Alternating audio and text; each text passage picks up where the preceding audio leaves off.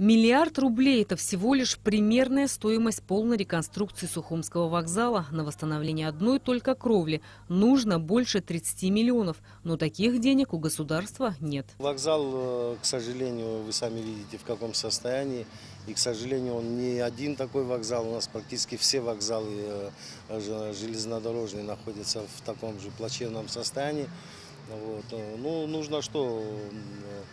Правительство хочет нам помочь, но как изыщут резервы финансовые, потому что это большие затраты, но и с другой стороны это и лицо тоже нашей страны. Так что начиная от Сандрикша, практически все вокзалы надо восстанавливать. Но даже при таком состоянии вокзал продолжает работать, встречать и провожать гостей города. Полноценное движение поездов возобновилось еще в 2004 году. С тех пор с каждым годом пассажиропоток увеличивается.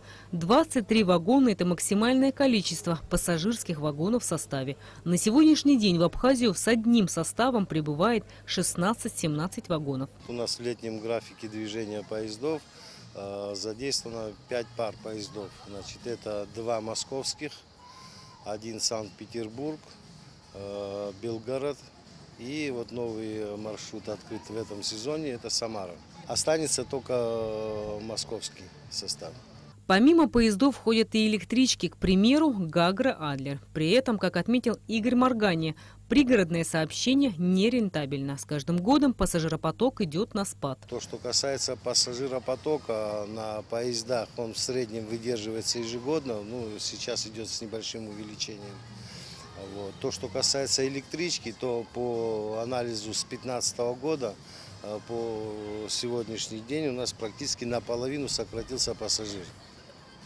Вот. Если у нас в 2015 году, вот, допустим, в этот день было за 1000 с чем-то пассажиров, то сегодня у нас 339, если по последним данным брать. В прошлом году было 600 с чем-то. Вот идет сокращение на пригородном сообщении.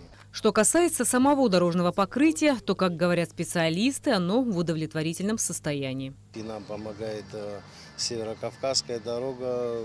Значит, мы загоняем сюда и путеизмерители, и лаборатории, которые нам показывают состояние действующего пути на сегодняшний момент. И идет такая схема каждого метра пути, и потом по ним мы принимаем решение, где надо подправить, где что-то надо сделать.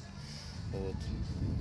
Делаем ограничение скоростей, где положено до того момента, как мы восстановим этот участок. Так что работа идет ежедневная. Не могли мы обойти вопрос, связанный с разговорами о возможности открытия сквозного железнодорожного сообщения России и Грузии в Армению через Абхазию, который очень активно обсуждается сегодня в обществе. Нам пока никто не обращался.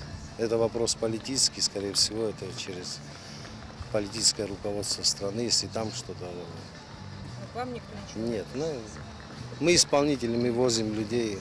Несмотря на все сложности, руководство Абхазской железной дороги в силу своих возможностей содержит территорию вокзала в чистоте. Газоны пострижены, лампионы подчинены. Но вопрос остается открытым. Архитектурная особенность Сухумского вокзала не вызывает сомнений. Его величественная красота, даже будучи в полуразрушенном состоянии, притягивает взгляды. Но его помещения продолжают оставаться за металлическим забором. И как долго он так простоит, неизвестно.